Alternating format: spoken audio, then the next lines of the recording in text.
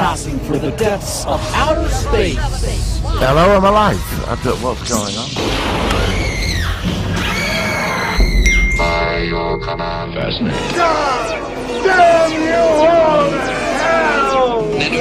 It's the Solar Sci-Fi Podcast. This is episode 91 of the Solar One Sci-Fi Podcast. I'm Michael Ball, and with me, once again, is the biological encyclopedia of science fiction knowledge, all the way from London. It's Martin Fowler. Hello, Martin. Thank you very much. Hello, and how are you all this week?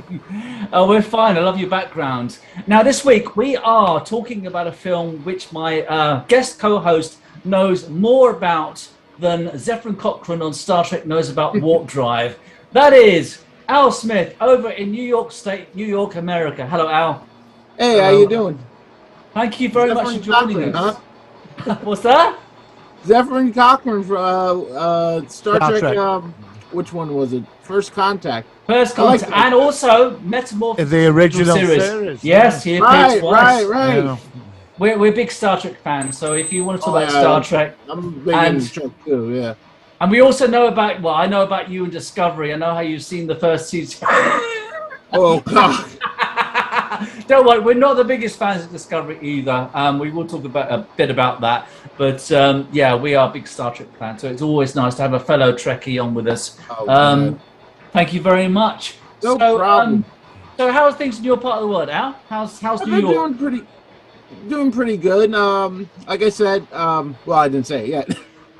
I saw Afterlife twice this past weekend, and I was just elated with it. I mean, Yeah. After the pandemic and everything, there was a part of me who was like, oh, is this movie ever going to come out? And now that I've seen it, it's like I'm trying to process. Yeah, sort of assimilate it, get into the way that you. Right, the thing is, yeah. you will probably now thing is with these sequels, when you look at the original shows or the original films, it can reinterpret your whole appreciation of the franchise. So you'll have to integrate that into those first two films. Right. And sometimes you see them differently, and sometimes it works and sometimes it doesn't. Like the good example is the Alien prequels, where they're completely messed up those originals. And of course, some people have to disregard those because they're so completely changed the whole of the original Ripley film. So, but I've not seen the new one. I know that Martin has. I've seen it, yeah. And I know that it has gone down well with a lot of people. It's very one for the fans, which of course, I mean, Al, I think I first heard about you with the Answer the Call on YouTube when you made those videos about, rightfully so, how you were quite negative about that film. And I think a lot of people felt like you did, but it was completely disregarding the original first two movies. Martin, did you like the original? Did you like Answer the Call? Yeah, I adored it. I thought it's a tribute movie, and it was a great way to cross over, and finally to get a new franchise off the ground. What, the new one? I'm talking Afterlife. I mean, Answer the Call. Did you like Answer the Call with the female Ghostbusters? Oh, that do we have to talk about that? I mean, I did go see it. And it was just a fuck up. It just gets it. But I watched it the other day actually because after I need to see it again. All the Ghostbusters movies, right? And so I watched the original two first, then I watched that. And how did that go down after seeing the first two? I just ended up flushing the toilet basically. I'm sorry, I'll probably get shot down for this, but you know, the original Ghostbusters, they are masterpiece movies, and that film it were an insult to something wonderful. I know. I'm sorry, I think it's strange how Sony eventually they listened to the fans and they made this new film, and in many ways it was a response to the negativity, I think, for this reboot, rejiggling the original movies for this female-orientated films. It wasn't about the women Ghostbusters either. Not a lot of people say that. It wasn't. It just didn't fit in with the concept of the original two, especially the first one. I know that the first one's the best one, and how it was just literally kind of like, okay, we've got the rights to the Ghostbusters. We want to make a film. And this is how we see Ghostbusters being for an audience in 2016. And of course, they forget that there's the cartoon series and of course the original 2 movies, which have a legacy, which is why we're on today, because we are celebrating the original. So I think what we'll do, let's hit the jingle, then we'll probably go into the movie. We'll put the trailer in the background as well so we can see that, and then we'll go to it. So here we go. It's the Solar Sci-Fi focus of the week.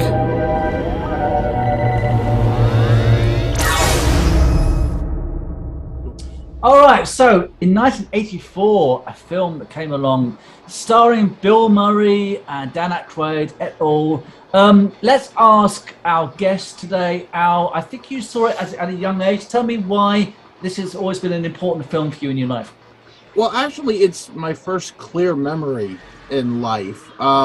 I remember it had to be on HBO, and I was in my playpen watching it, and it's like my first clear memory. And I'm just the visuals alone, because at that age I was way too young to understand what was going on. Yeah, right. So sure. the visuals alone hooked me into it, and as I got older, and I kept rewatching it. It was mostly a visual experience, and when I went to go see Ghostbusters 2, that's when it all started to click about the story and all these other things. Right. So, naturally, as I grew older, I got other interests, but I revisited back around the turn of the century, and it hit on a whole different level because, as a child, just the basic concept, these goofy guys catching ghosts and all that. When you watch it as an adult, I mean, there's a lot of adult humor in there. Yeah, there is. As a child, and you go, okay, and then the plot unfolds differently to me too, because there's depth to Gozer and them starting a business, and there's a lot of, I don't want to say adult as in sexual humor, even though there is a little bit, but there's a lot of, getting a mortgage, getting a car, fixing the car. Yeah, absolutely. So adult commitments in life. Oh, it totally hits on totally different levels as you get older. So I think that's why it ages perfectly. It's aged very well. It's actually aged very well. I mean, you watch it now and it still just looks so... It's funny because there's a film reviewer called Mark Kermode who was talking about the new Ghostbusters. And he really was quite negative for the original one, which is unusual. And most people say, well, he obviously just didn't like the original. And most classic film reviewers, they do like the original. And I was quite surprised by that. But I suppose it's down to the individual. But Martin, let's ask you next. How did you come across Ghostbusters? I saw Ghostbusters at the cinema. I was about 18, and when I went to see it blew me away. Do you know what it was? It's the characters in the film. Yeah. It's the characters and the humour. It's like the same. The humour's brilliant. The humour's so funny. When Peck walks into the fire station and Bill Murray knows this guy's a wanker. Complete wanker, complete dickhead. He thought, hey, we've got a dick. This guy's a dick, and I'm going to fuck him about. And he does it. He does it well. He does it brilliantly. It's the moments like that. Yeah, I know. Like the scene when he gets a date with Dana, and he's in that big square in New York, and the music kicks in, and he just... I don't know, he's excited, he spins round. It's moments like that in this film that are just incredible. And but I looked into the background of Ivor Shandor, and I read a load about him. It's also, there's a lot of darkness in this movie.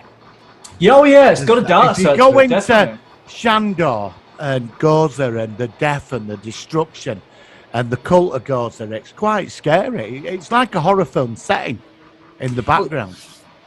Oh yeah, it's definitely... Oh, I'm sorry. No, I was going to say, I think it is a mix of different sort of genres. I mean, it has got a comedy element. It's got that darker element. It's also got it's just a well-written story. But what are you going to say, Al? Go on. The thing about two things. The thing about he said about the Walter Peck singing, something I noticed this year when I was filming my recreations is when Walter Peck's talking to Bill Murray, the whole time, and this didn't occur to me in 30 plus years, he refuses to call him Dr. Venkman. If you watch the scene, you watch it, he keeps saying Mr. Venkman. So the way he's just subtly dismissing him from the get-go is even fueling Murray's anger and resentment of this guy. And it's one of those subtle things, like I've seen the movie thousands of times, Sure. and I didn't pick up on it. I was like, wow, that's really good performance on his part, on both of them. And the second thing with Gozer, I mean, it's all stems from like a Lovecraftian thing and all that, but it gives the character depth. But in the first film, there's history behind it. It's not just a force of nature, but it's still omnipresent. You know what I mean? And then at the end, when you have the manifestation at the temple, it's just like, okay, now this is hitting on all cylinders. And like I said, I just loved it. And the mythology, even 2 movies in now with Gozer, I still want to see more of Gozer. Like, I want to know the backstory. Yeah. What we're interested about Gozer, though, because it's like an omnipotent entity that travels from dimensions to destroy, annihilating worlds in chosen form. But when it gets to Earth, it ends up taking 3 geniuses. And Winston, it was like, he's meant to be like the everyday guy on the street who works with them. And like, they take, it's like they've got science to combat mystical, like, events, you know, to counteract it. And Gozer turns, and Gozer becomes an idiot, really, because he chooses to stay Marshmallow Man, which is just insane. You know, this is this all-powerful, godlike entity, annihilates worlds, and it doesn't think. You know, it looks into Ray's mind and it goes, Stay Puft Marshmallow Man. Right. If I were Gozer, I'd be bloody embarrassed. It is strange because when I first saw the film, I was about 12, and my mum took me to see it. I think we went with a friend from it was like my birthday. I don't know what time of the year it was released in the UK, but for some reason I think it was when it was my birthday, maybe not. And it's funny because it did have some adult elements in it. There's a bit where Dan Aykroyd's character is like he's almost having an erotic dream, and like his flies are being undone, and he's going like that. And like, although I was kind of not a kid, it was kind of that point where I thought, my mum was like, this film's a bit rude. I mean, she was really sweet. I mean, she's kind of a bit sort of like uncertain whether it was quite suitable. I think it was a PG in the UK. What was the rating over here, Martin? Do you remember what it was? I think it was. Must have been PG, wasn't it? It'll have been an A. Back then, ratings were different. It was an A. Was it? Right. I think that's where we used to have a different rating system back in the 80s. Right, I think the first PG-13 movie was actually like around this time with Indiana Jones and the Temple of Doom. Right. Because before that, PG, it was just PG and R. That's right. And then they had had to create a whole new thing. So I think had it been released past that, it would have been PG-13 just for that scene alone. But yeah, because we had 12. I don't know when rating 12 came in over here. I think that was in the late 80s, Martin. I don't know when that was. I reckon it would have been a 12, but I've got a feeling it was a PG, but whatever. But I just remember how it had so many. It's like recently I had, about a couple of years ago, because I used to do a podcast with some other friends in America, I tried my very first Twinkie, because Twinkies you don't normally get over here apart from specialist shops, and I liked it. And of course, all I could think of was the scene where the guy was saying, "That's a big Twinkie," and all that talking about. And it's weird how elements of the film, even now, all these years later, certain things bounce back. And it's like, I'm a big fan of Bill Murray. I liked him a lot in Groundhog Day, and you can see that kind of humor. And he must have had quite an input into the comical side of the movie. He did a lot of self-improvisation that let him do it. Was it a lot of improvisation in the film? Yeah. Oh, I didn't know that. Yeah, they just let him get on with it because he's naturally funny and sarcastic. Yeah, I love that humor about him. I think that's why he just stands out so much. And I'm hoping, like I said, I've not yet seen it, but I hope that some of that, I know they're going to into a lesser degree, but in the new movie, whether Bill Murray is still quite funny, the new one, I'd imagine he must be somewhere, but I'll have to wait and see until I've seen it. So yeah, it certainly was an amazing film. Now, what did you think of the sequel in 1989, Ghostbusters 2? Did you both like that? Yeah, I liked it. Originally, I saw it in theaters on my 6th birthday, and I had a panic attack because I was not used to going to theaters, right? Right. Okay. I never saw the original film to this day in theaters. Right. So I went in there, and, with the big screen and all that. I mean, it was just overwhelming. And I distinctly remember the scene where Vigo zaps Janosz. Yeah. At the first time, Janosz. scared the life out of me. And the whole rest of the screening, my older sister took me to see this, and I'm hiding under the seats and she's confused. She's like, "You've been waiting for this movie, since you were born." And then I saw it at home, like I guess when it came out on VHS, and I just fell in love with it. But the original was always the original, and this was a wonderful continuation. And even as a child, I was like, "Oh, this is great. When are we getting more?"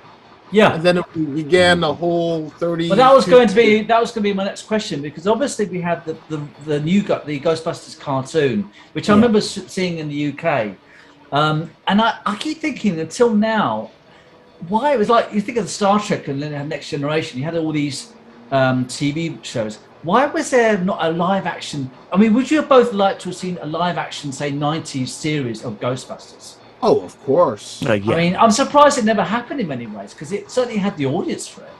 I think it was twofold. I think one, the special effects would have been too expensive at the time. Oh, yeah. For a TV budget. And two, Bill Murray famously didn't want to do Ghostbusters and all that because he didn't want to degrade the original, and he didn't have such a great experience on the second one. Right. And plus, he had a famous falling out with Harold Ramis on the set of Groundhog's Day, and I guess at that point they didn't even want to be around each other. Yeah. So that really held up, why we never got a film back in the 90s. Because there were plenty of attempts, Yeah, I mean, it's one of those things that always sort of meant to happen sooner. And the thing is, because I saw on your non-spoiler review when you were talking about where it's going next for the Ghostbusters franchise, and I mean, the thing is now, I mean, like I said, with some of these new shows like the Star Wars going into TV with The Mandalorian, the Book of Boba Fett, these to me are not TV shows. They are almost like movies at home. The quality of what they're doing. So it makes me wonder if potentially a TV show of Ghostbusters, obviously not with Bill Murray because he wouldn't probably do it, they could do something with the good quality. I mean, do you both think that could both happen if Afterlife is a real big success? I mean, I would have thought it'd be likely myself. I think that's you get the best mileage out of it, to be honest with you, because with movies, ultimately, I feel with Ghostbusters, they run the risk of being formulaic, where it's reestablishing the franchise and then world-ending event. With a TV show, you can do individual ghosts and individual storylines and get more story content out of it. Right. Where you don't necessarily need, Gozer or Vigo's returning again and it's the end of the world. You can just have the Ghostbusters encounter a poltergeist of grandma that just refuses to leave for whatever reason and get humor out of that, So yeah, absolutely. That would be my route. Yeah, it's certainly interesting. I think what you got to be careful of though, it's that you see when they did that new Ghostbusters film a couple of years ago, and everybody outcried about it.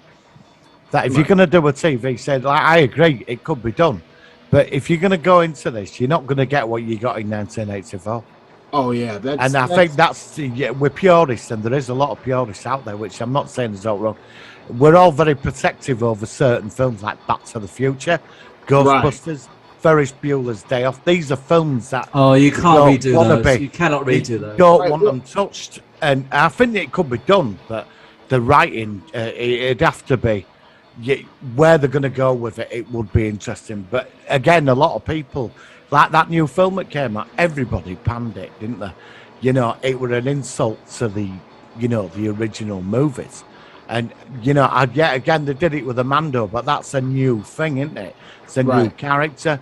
I don't know. I'd love to see a Ghostbusters series. I would love, with that kind of writing and the innuendo as well. I personally think it's down to the people who actually make it, if they get it. Now, the good example is, from what I see of Afterlife, that they get it. They get what Ghostbusters is about. Oh, most definitely.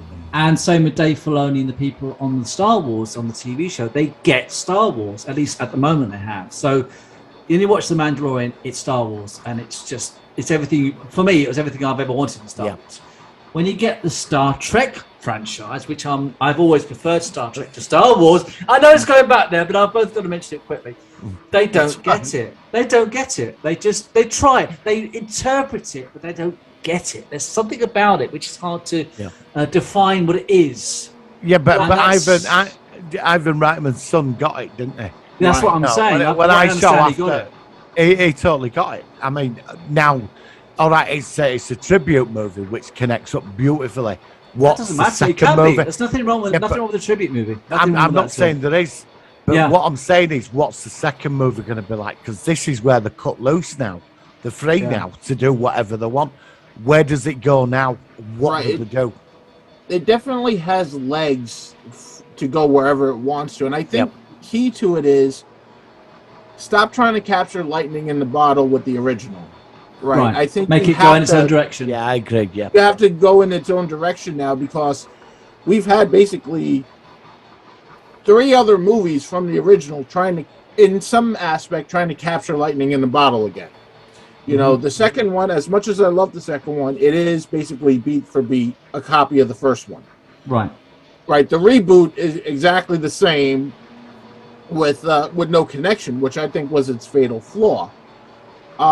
Afterlife, it ties up loosely, and so I don't want to go into too many spoilers because I haven't seen it, but it definitely resolves some things, and now that door's open where you can go, still stay true to the franchise, but you can explore different things.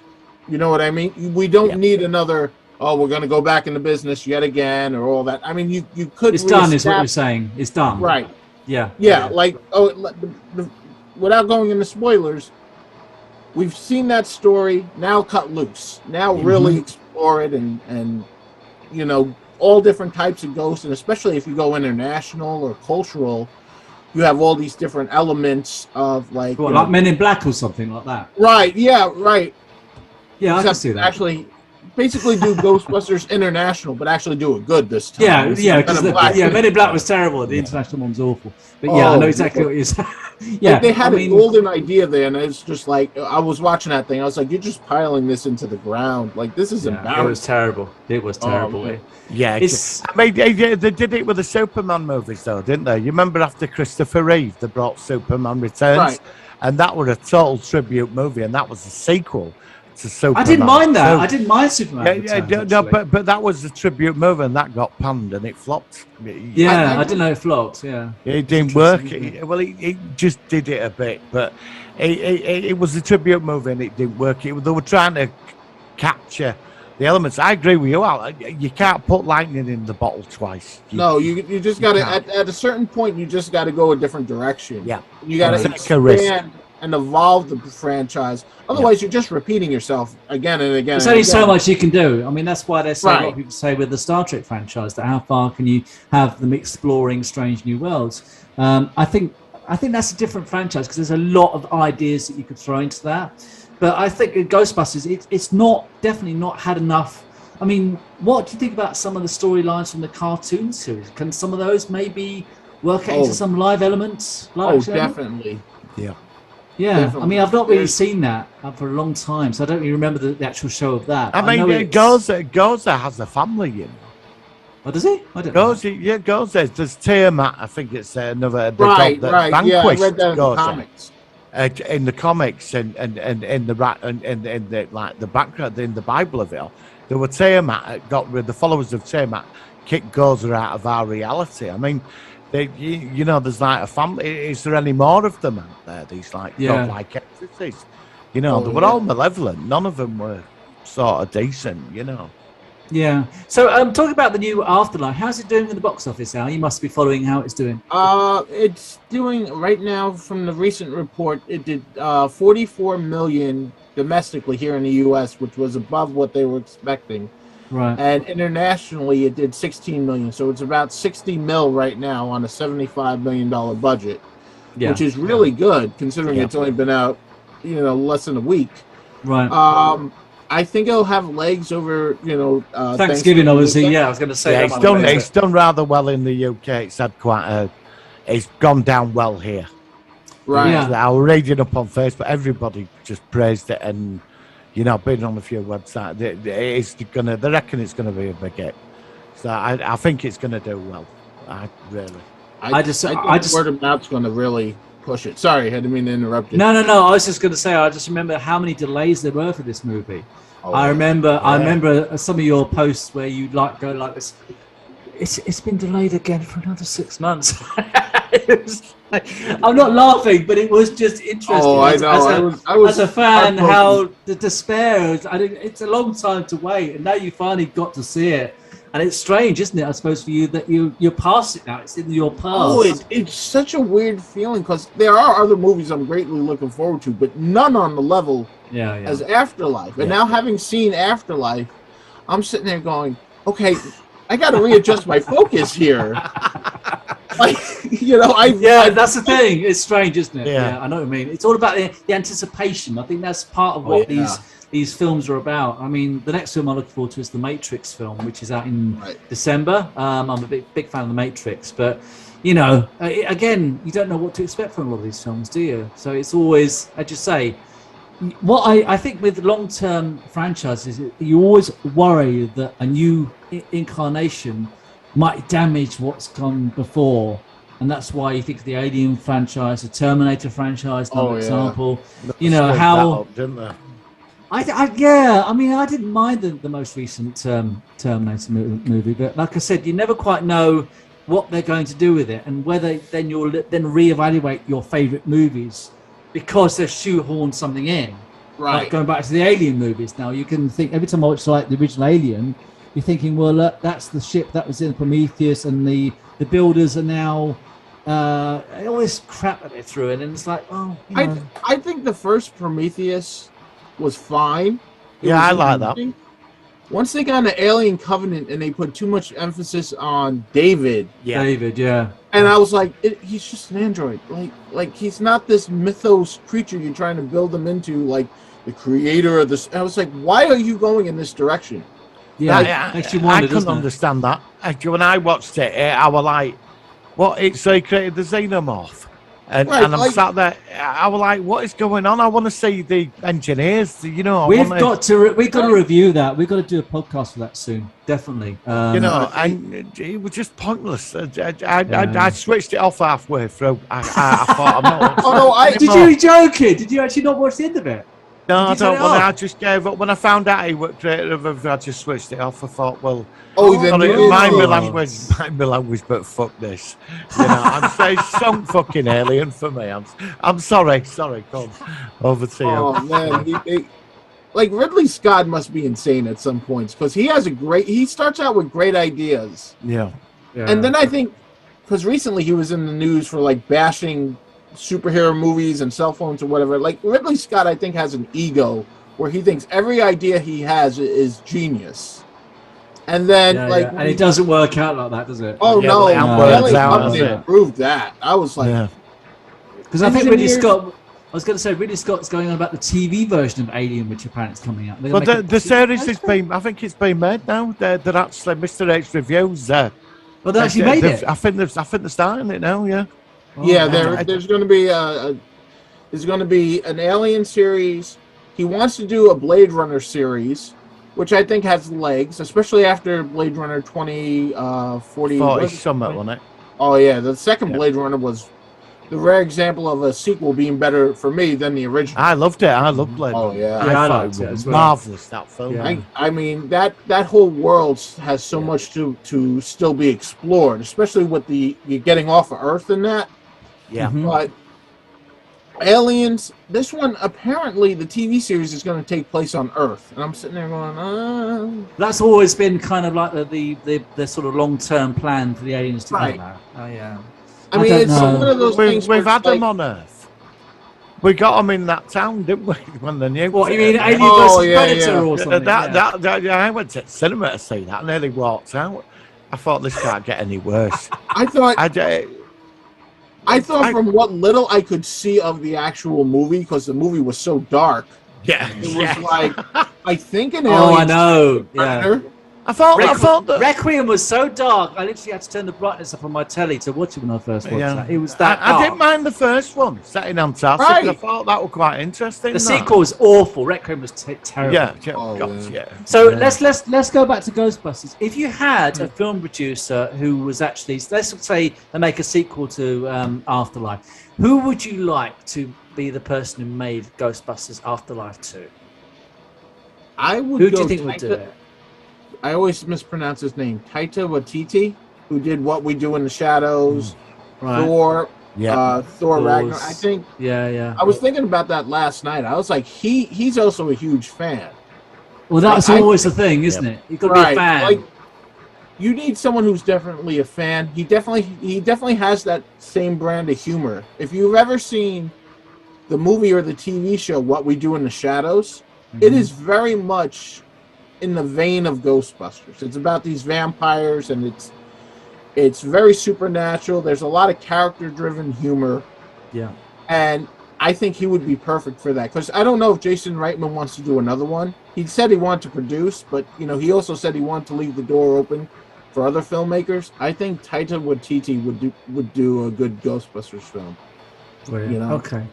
Well, look, we've got about several minutes left on Zoom before we've got to wrap this up. So let me ask you, sort of relatively closing this, how big an influence do you think the original Ghostbusters movie has had in media, in film, in the film industry? Do you think that's been something which has changed some elements of movie making after that? Do you think it's got a legacy based on just how unique it was? What do you think, Al? I think it proved that you also need, beyond special effects, you need relatable characters. Right. I think that's the most important thing from Ghostbusters, because look, the ghosts, the proton packs, all this stuff is wonderful, but it's Bill Murray, Dan Aykroyd, Howard Ramis, and Ernie Hudson that there's a human connection to, and that they're relatable. Yeah. All the special effects in the world and all that. And I think modern movie making loses sight of this. All these incredible action sequences we could pull off now all mean nothing if you don't care about the characters. Yeah, right. Absolutely. And with Ghostbusters, they're not superheroes. They're everyday people. They happen to be scientists, but they're not like super enabled. They're not invulnerable. There's vulnerability. There's humor. The way you react. I think that's the crucial lesson to learn from Ghostbusters is you need those characters that are relatable and likable to drive the ghost and the special effects and all these kind of things. Without that, it's the world they live in as well, because like people on the street and their attitude towards everybody, there's that sense of realism. You can relate to people around the main story, because like when they meet people, and some people are rude, and you're getting all that human characterization in quite a dark comical movie, and it works wonderfully. That's the key to it. That's the magic to this film. It is brilliant. I think I was going to say, I think that I agree that it has a certain magic. It has a unique quality which only a certain number of films have, where no matter what happens, they are there. They've been created and something for you to enjoy again and again. Like I said, don't reboot it. Like I said, that's shown why it was, as you've already said, catching lightning in the bottle. You can't do it twice. No. And that's why when you find these rarities that actually do that, you've got to appreciate them and enjoy them for many years, for as long as you can. You know what I mean? Oh, most definitely. Yeah. Well, thank you guys very much. I mean, I'll sign off in a minute with you, Al, because, like I said, we've got about 5 minutes of Zoom time, and then I'll come back with you, Martin, just for a bit of sci-fi news. Al, tell me a bit about your channel. Where can we get hold of you if we want to follow you on YouTube? Just go to YouTube, look up Al Smith Ghostbusters. I'm sure there's hundreds of videos I'm going on about Ghostbusters, sometimes ad nauseum. So I'm on there. That's my primary thing. I also have a Facebook page for the channel, but I'm trying to get off of Facebook because of all sorts of issues. But mostly, you get all sorts of hassles and stuff. Yeah. Oh yeah, just drop on by in the comments. I usually try to get back to most comments when I can. Sure. And I'm just happy to do it. I'm going forward. Hopefully, there's some more Ghostbusters news, because I'm running out of stuff. Like, okay, I could talk about my other stuff too, but Ghostbusters is the main draw, and it's like, okay, what can I say now that I haven't said 20 times? No, but even so, it's always interesting to get your perspective. Al, we'd like to, if you don't mind at some point, we'd like to have you back on the show at some point. Sure. I'm sure there's plenty of other films we can discuss with you. Thank you again very much for joining us. We really do appreciate it.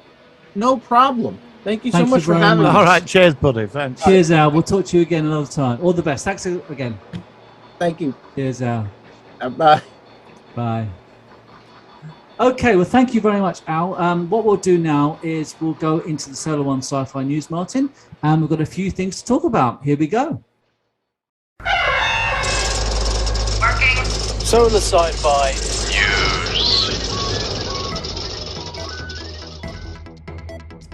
Right. Oh, thanks to Al. That was great for him joining us on the show, which is really kind of him. So, news. We've had new Star Trek Discovery and new Doctor Who as well. So, Martin, which one of those do you want to talk about first? Well, do you know something? Do you know something? I don't mind actually. I don't, because I am gonna. I had to call. I was out on Saturday. I met some friends, and it was mentioned. And basically, everybody except one friend said, "Well, it just won't give Doctor Who any time at all." But even like he had to have sort of admit, well, it was still crap, but it was okay. Semi-crap, yeah, semi-crap. Because I suppose they've got to, 2 years of it, but I'm gonna get shot down for that. Do you know? I actually enjoyed Sunday's episode. Oh, I think it was really good. Come on. This season has been good. It has. Come on. I mean, it's a different way of doing it because it's obviously more serialized. But I personally think that, Chris Chibnall has obviously had to do something a bit more to prove himself because the first 2 years weren't good. But I mean, the thing is, the way he's going. When his tenure ends next year, at least you could say, well, at least he did that flux thing back in his third season and stuff like that. I thought it was very good cliffhanger. No idea, but it was the first episode in Doctor Who's a series in the whole of nearly 60 years where the Doctor got stoned. Yeah, trying to make out that she's the Timeless Angel as well. And who are the Mysterious Division? Well, do you remember that the Weeping Angels were actually in an episode where they were on the end of time, and we saw which appeared like the Doctor's mother, covering her face like a weeping angel. So a lot of people saying that they are linked to the Time Lords. So I don't know whether that's going to be a factor. We're still not out of the danger zone yet. This could all just tip down the toilet. I've got a danger zone in my head now from bloody what's it called? Top Gun. No, don't get me started on Maverick. That's coming out this year. Don't get me started on that. When's that coming out? I think January. I think that total. Oh, I want to see that. Well, why is that a pile of wank? What have you heard about it? I don't know anything about it. Why? It's sequel to Top Gun, isn't it? Maverick really is like, I don't know. He's 60 and he's still flying like stealth. Oh, come on. And what about? I've not seen much about it.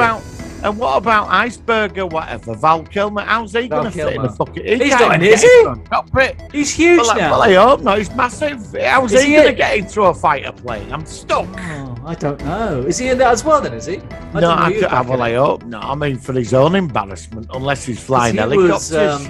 He was big in... when I saw him in the last episode of...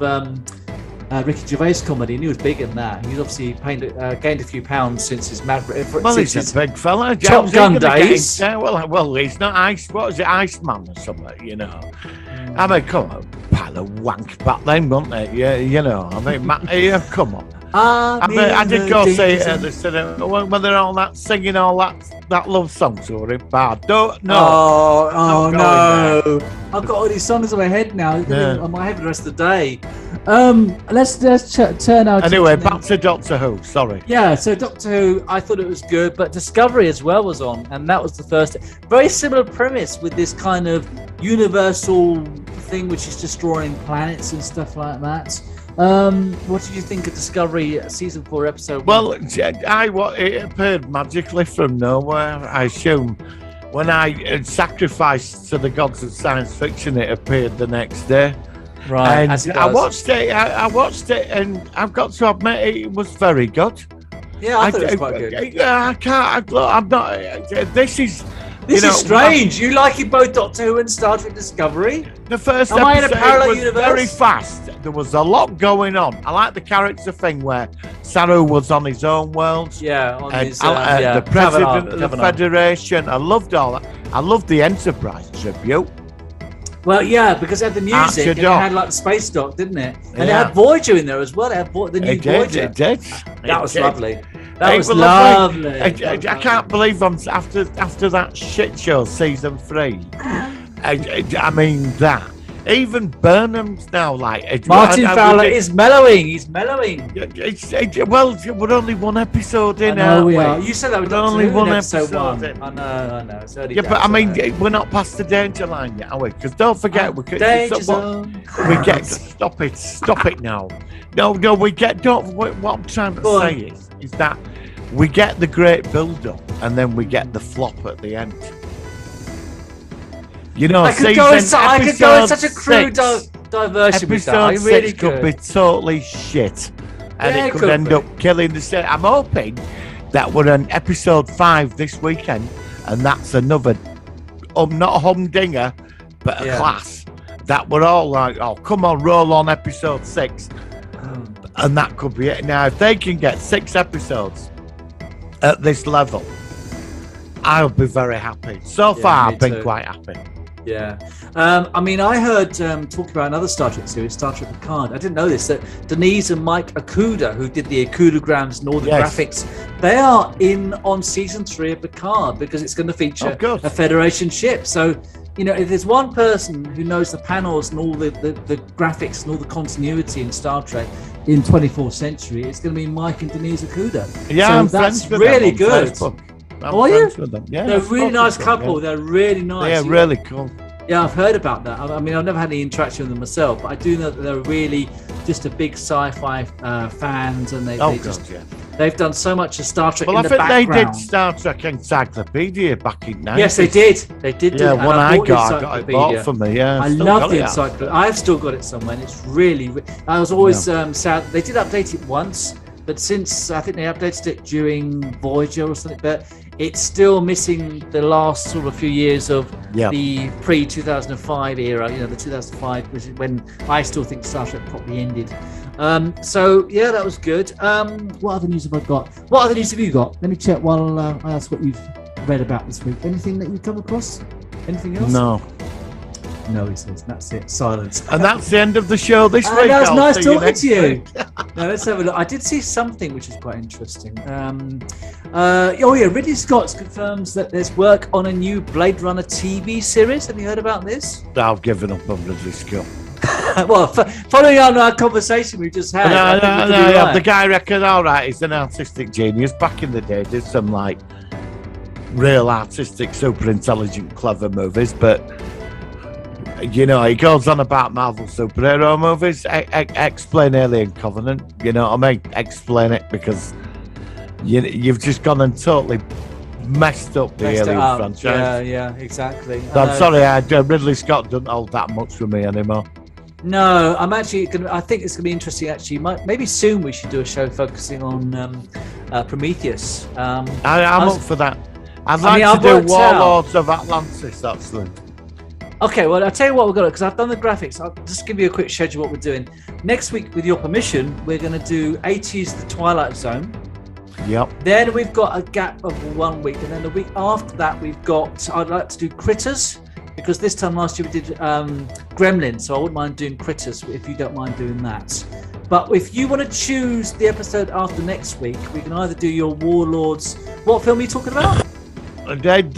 I think we need to go into Doug McClure and the old 70s dinosaur movies. Oh, you want to go into it? Oh, okay, so which one do you want to do? The Land That Time Forgot. You know, Doug McClure and his big frilly shirts, and Caroline Munro as a cave woman. Yeah, you know, okay. A cushion. Yeah, all right. I wouldn't mind doing because I was thinking actually about doing a just by coincidence doing a something British. Yes, absolutely. I think it's all right. Okay. Right, so the week after next, we'll try and do the Land That Time Forgot. Quatermass with John Mills as well. I'll need to see some of those again. You need to watch I saw Quatermass in the Pit many years ago. No, they made this in the 70s, John Mills as Quatermass. I don't want to spoil it for you. Let's do the week after next, if I can find some graphics. We'll do the Land That Time Forgot with Doug McClure. And then we'll do Critters, and then after that we've got the Alvida saying special for Christmas. So we've only got 3 more shows after this, and then you're done until 2022. Then you get a break. Oh, look, he's going to feel despondent now. What am I going to do? I don't know. I thought you'd be glad for the break. Well, Well, that's it for news for me. Unless you've got anything else, there's not a ton apart from the. no, there's not, Anything's coming nothing along? really. I mean, Matrix is out next month. End of this month, I think it is. It's Sorry, end of this no. Sorry. Yeah, you're right. The end of December. No, you're right. End of And December. Spider-Man, that I think that's the big hitters now. I Yeah. think it's done. I know that we've got Boba Fett coming in December, haven't we? I think it's the Oh, 27th of okay. December. Yeah, and we got Lost in Space this week. 1st In December. That's coming up. That's coming up soon. That's next week. I watched He-Man last night. You know, the new He-Man they've done on Netflix. Oh, what was that like? Well, they all panned it on first half of it. They put it. Kevin Smith did it, and well, I watched the second half last night, right. and what was that's it like? it wasn't bad. Actually, I'm gonna get shot I down. saw the sequel to The Hidden 2. Oh, is it any good? It was the first 15 minutes is literally just the last 15 minutes of the first movie where it was pretty poor. It Was it cheap and nasty? Yeah, it was. I mean, it had Raphael Sfarge in it, who played Michael Jonas on Voyager, but that was quite a weak. No, he didn't. He wasn't the same as Carl McLachlan from the original. Right. And then the other Give that a detective, miss then. the other detective also got killed off, and he came back. It was 15 years later, and he was suddenly old, and it was very good. I'm glad I saw it. I would save an hour and a half of your time and watch something else instead. I mean, I think that's a better way of allocating time. It's not worth it. I mean, like I said, I'm glad I saw it, but it was a pretty poor sequel, I think. So Yeah, I got the wrong background up because I'm editing. Odyssey I know it's 5 cool. at the I saw moment. that. Yeah, I saw that. And I forgot to change my background when I went on to Zoom because I That's set all the right. background before I edit. I set the background up so I don't have Yeah, to do that's it. what I do. Yeah, I did a And special. I set it up and I didn't realise we were talking. I thought I've got Odyssey 5 on, Yeah. But it's, Well, I I managed do to- I recommend you managed- take a look. It got cancelled though. Yeah, I will. I always like your recommendations on your podcast, on your YouTube Peter channel. Weller. Yeah, I like Peter Weller, obviously. Yeah, I I mean, do. I did Robocop in the Star Trek franchise and stuff like that. So brilliant. Okay, well, look, Martin, I think we're pretty much done for this week.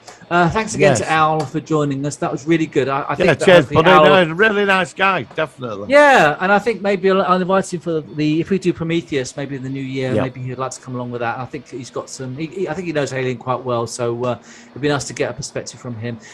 This week, I think I'm going to have to embarrass myself. I sung a really bad version of Ghostbusters years ago on the old podcast, mixed in some bloopers, and it's really bad. And I don't mind sharing that with the world. You know? No, the world will Why suffer. not? You know, I The mean, world like I should said, suffer. If we there's always suffer, they should suffer. and you can always stop it on YouTube. Have and you that's a seen great what thing. you've done to the planet Earth in the background just there? Is that my doing? Is it? Is it That's all right. me? Odyssey 5, now they know why the world got Is that what my destroyed. YouTube channel has done to the world? Probably. I don't know about that. Martin, thank you very much. That was a good show this week. We'll be back Yeah. next week with a Solar One Sci-Fi podcast with 80s The Twilight Zone, which is going to be really Oh, I good. can't wait. That's going to be Great good. stories to talk about with you, Yeah. so that'd be good. Yeah. Martin, thank you all. Live long and prosper. Thank Live you very long much. and prosper.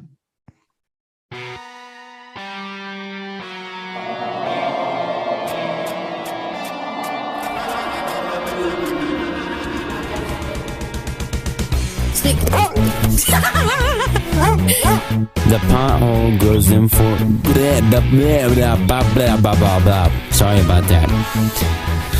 Let me try that again. Oh crap. Ghostbusters! There's something strange in the neighborhood. Who you gonna call?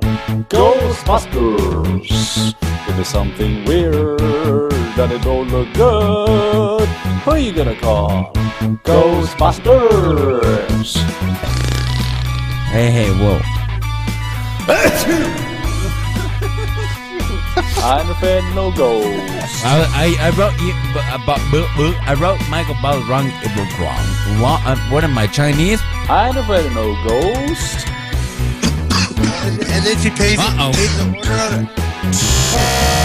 Sorry. If you're seeing things running through your head, Who you gonna call? Ghostbusters! You're the invisible man sleeping in your bed. Who you gonna call? Guy Williams!